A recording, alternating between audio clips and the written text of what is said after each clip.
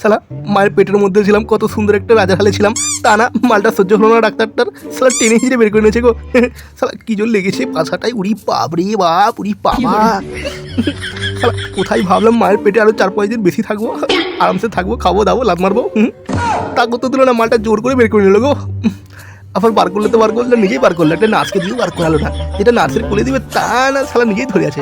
আবার ভিডিও বানাচ্ছে। আমার বাপ যদি দেখে না, তোমার প্রথম কেলিয়ে পদ্মলোচন বানিয়ে দেবে, বুঝলে তো? ও ডাক্তারবাবু বলছি আমার মাটাকে একটু ঘুম থেকে তুলে দাও না, তুমি যে আমার ভিডিও বানাচ্ছ, আমার মা দেখলে তোমাকে রাখবে, ঝাঁটা দিয়ে কেলিয়ে দিবে, বুঝলে তো? আরে ও মা, আরে দেখবে তো তোমার ছেলের ভিডিও বানাচ্ছে, আরে দেখো দেখো দেখো। আরে ও মা, এছাড়া কোথায় পাঠিয়ে দিয়েছে ভগবান আমাকে। এই বলছি তুমি তো আমার মুখ দেখে ভিউজ কামাবে, যে টাকাটা আসবে আমার বাপটাকে দিয়ে দেবো, বুঝলে? আমার বাপটা এমনি একটু টেনশনে রোগা হয়ে গেছে। আবার আমি জন্মেছি বলে আমার বাবার বন্ধুগুলোকে বাবা আবার পাঠিয়ে দিবে মদের, টাকাটা একটু দিয়ে দেবো, বুঝলে?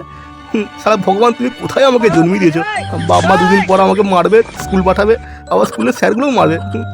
এ আবার আমার গার্লফ্রেন্ডটা কোন হসপিটালে জন্মালো কে জানে। এই যে ডাক্তারবাবু, তুমি একটু আমাকে তোমার মুখের সামনে তুলো না, তোমার মুখে একটু মূত্র বিসর্জন করবো, তুলো তুলো তুলো।